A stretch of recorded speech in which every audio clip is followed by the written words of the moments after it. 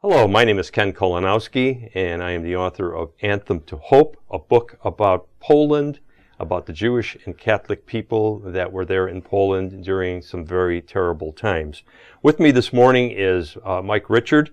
Tell me, Mike, as you read Anthem to Hope, could you relate to your observations and knowledge of Krakow and the surrounding area? Granted, the scenery has changed over the decades, but tell us, are the essentials of history still somewhat present there? Absolutely. The city was protected from bombing during World War II. So the buildings date back to some as old as the 10th century, but most of the 13th century, and essentially unchanged. But I think might be helpful to just say how I got there, because obviously my name's not Polish, and I'm a convert to the faith, and was very much formed by the teachings of John Paul II. And I went over there with my son the year he died, and also the year I retired. And I just kept being drawn back by the Polish people. And the things evolved to where now I'm taking groups over there for pilgrimages and also for family history study and things like that. Very nice. So I've been there a couple of dozen times. I've stayed with maybe 20 families that I just met there that invited me in their homes, and the culture is just amazing. But as to the specifics of your question, Grodzka Street is a part of the Royal Walk in the center of the city, the old city, Stare Miasto. And it's my favorite street because of the ice cream there and the Bar Malitsky milk bar, which is a cheap food place with homemade Polish food. The environment is that the center of the city. Well, let me just show you some pictures. These are some pictures of the area of Grodzka Street and around it. And the center used to be surrounded by a wall and a moat, and it has been replaced many years ago with a planty park that's all been filled in, the walls knocked down and so forth. But the buildings are pretty much the same. And that park, if you walked around the whole thing at a leisurely pace, it would take about 45 minutes. So that gives you an idea of the scope of it. Grodzka Street probably runs a quarter of a mile in the center of it, and leads into the largest open city square in Europe.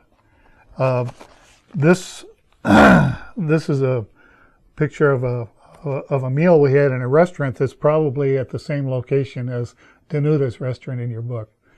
Now they're serving a kind of a modern cuisine. It's mostly on Polish themes. They do have pierogies and things like that, but it's a little bit lower calorie, a little bit more of a modern interpretation. But there are places on that street where you can walk in and get an naleśniki, a pierogi, whatever you want. The buildings right on that street, there are many churches. They're probably in that whole area there. There's probably at least 25 or so Catholic churches, and they're filled all the time.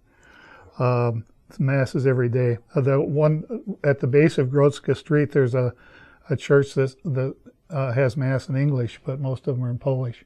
Right around the corner from where the restaurant location is, Danuta's restaurant, is St. Francis, where Maximilian Kolbe was assigned before he started his monastery.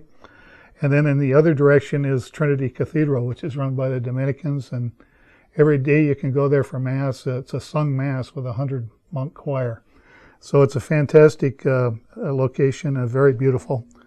At the bottom of the area is Wawel Castle and Cathedral, which is the headquarters of the church and state historically, and it's at the south part of that is the Wisła River. Got a little picture here of a friend of mine who was chasing ducks there, but you can take river cruises there and so forth, dinner cruises. John Paul II. His church is actually outside the city center, but close to it. His first church was St. Florian's, which is mentioned in the book. It's probably about a 20-minute walk from Grodzka Street. And there's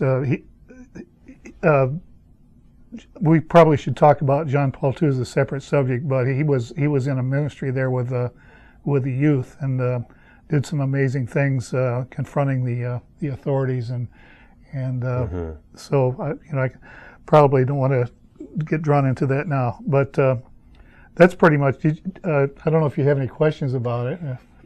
The buildings that are in the picture here, they look rather old, Mike. Are they original? Yeah, St. Andrew's Church at the base of Grodskin. I don't have a picture of that, but that's from the 10th century, and that's where the Krakowians holed up the last time the Ottomans came and sieged the city, and then they built the wall and moat around it. So most of the buildings are from the 13th century, 12th and 13th century.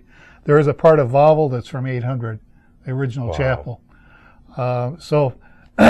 And another interesting thing in the center, the city was raised a couple of times in prehistoric times, and they didn't even know, but they built on top of the older city. So now, in the last 100 years or so, they've began to discover all these underground rooms. And there's about 300 pubs and restaurants underground in that small area. They still have beer and vino there? Oh, they don't have much vino. No vodka? They vino from Hungary, and there's a Hungarian restaurant on Goats Street. but beer, oh yes, pivo, vodka, vodka. What do they call it? Zabrovka. It's a vodka that has the grass in from the bison, and they mix that with apple juice, and it's powerful. You're making me thirsty, Mike. Mike, thank you. I just wanted to add that Mike didn't mention it, but he runs tours on a regular basis to Poland, and he has a website that is called www.livingkrakow.com. So if you're at all interested, you might want to look at that, and you'll have more information at the end of this video for that. Thank you, Mike. Thank you. Appreciate it.